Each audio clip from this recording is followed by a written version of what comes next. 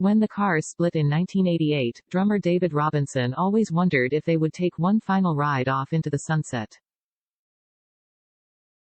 They did just that. The rock band, which emerged from the new wave scene of the late 70s, was inducted into the Rock Roll Hall of Fame after being nominated twice before. While the group broke up in the late 80s, its influence was deeply felt into the 90s and beyond. Kurt Cobain and Nirvana covered My Best Friend's Girl at the band's final live show in 1994, and Cars frontman Ric Ocasek produced albums for younger groups, including Weezer, No Doubt and Bad Religion. The Cars briefly reunited in 2010 for one final album and a brief tour. But any dreams of the Cars potentially releasing more music came to a screeching halt in 2019 when Ocasek, who sang, played guitar and wrote most of the group's songs, died in 2019 at age 75. Ben Orr, who played bass and also sang, died in 2000 at age 53 from pancreatic cancer. Today, Robinson is teaming up with Heritage Auctions to offer one of 3 Mosrite guitars made for the Rock Roll Hall of Famers in 1987. The 72-year-old said Cars memorabilia has become difficult to come by, making it a rare opportunity to score a piece of music history. Robinson spoke to Fox News Digital about giving the Cars its name, what prompted the band to break up and how he remembers Ocasek today. What can fans of the Cars expect from this exciting auction? So for starters, I don't play guitar. Laughs. I don't follow guitar auctions too often. I look at a few from time to time. And there aren't many Cars guitars for sale, or drum sets, for that matter. But this is a guitar that I've owned since Ben Orr passed away in 2000. And very few people have even seen it. I am selling it partly because I need money to pay for part of a house I am remodeling. And I don't mind parting with it because it'll contribute something to my house building. What's the story behind these instruments? The Mosrite Guitar Company was in business for, I think, about 50 years. And they got really popular in the 60s when the Ventures used them. They played surf music. And they were very popular, especially in Japan. So the guitars are pretty well known.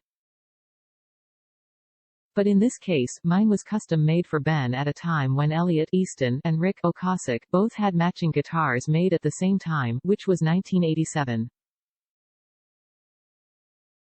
It's the only 5-string bass that the company ever made, as far as I know. So in a 50-year run, to have just one 5-string bass is pretty remarkable.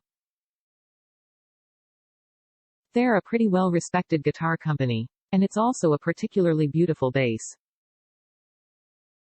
It has a custom finish and just all kinds of custom additions. It's just a one-of-a-kind on its own. But since Ben owned it, I think that makes it special. What's life like for you today? Well, there's only 3 out of the 5 of us left, but we still have a lot of business to take care of. We still sell records. We still do work on our catalog. I don't do too many interviews unless something specific comes up. But I have a business. I have an antiques shop, art gallery, and I have band-related projects that keep me busy. I design the album covers, logos and t-shirts, things like that. And we just signed a new merchandising deal with Sony. So we'll be working on a bunch of t-shirts. We'll have a nice website where the fans can communicate about the t-shirts and give opinions. We'll have contests and special shirts. And it's going to appeal to the real, true fans.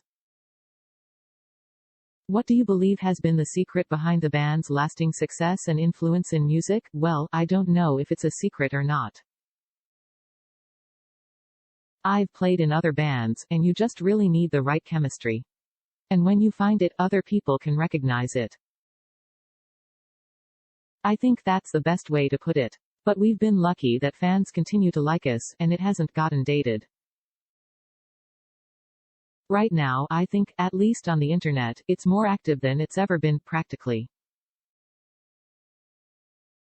The Cars reunited for one final album and tour in 2010. Looking back, what sparked that get-together? That was something we always wished for since we broke up. There wasn't much of a reason why we didn't do it, except that it was up to Ric, who wrote the songs.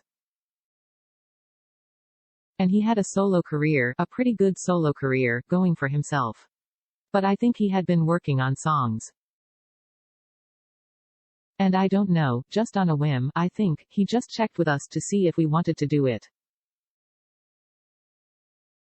And we were all on board. And it was fun. We did it just like we did our first 2 or 3 albums. We recorded some of it at Ric's house and some of it in a small studio near his house. And we didn't particularly care about how it'd be received. I thought people might be thinking that we were going to try to make it sound like we used to sound, but we don't work that way. We just made another record with the same guys. What originally caused the Cars to part ways? I don't know. It was really Ric that left the band. And then we decided not to carry on without him. You were the one that came up with the name for the group, the Cars, yeah, but there's no sort of backstory about it. Laughs. We just threw out some ideas. I think I made a little list. And when we got to the Cars, everybody sort of just said, yeah, that's not bad. And we had some minor reasons why we liked it at the time. We thought, well, people can spell it. It doesn't hint at what kind of music we play or when we played it. Now when I hear it, I am so used to hearing it, that I don't know what people think of it when they first hear it. It's like when you hear the name The Beatles. I guess if you didn't know what it was, it would sound like a pretty stupid name. Laughs. What was the inspiration behind Just What I Needed? I didn't write it, but it started as our most popular song. We took off when we made a demo tape, and we were lucky enough to get it played on a radio station in Boston. And we sort of picked out the song for them to play. I think we gave them other songs, but they picked the same song. And it just took off immediately. It was just a tape that we had made. What did it mean for you and the band to be inducted into the Rock Roll Hall of Fame? Well, I got to be honest with you.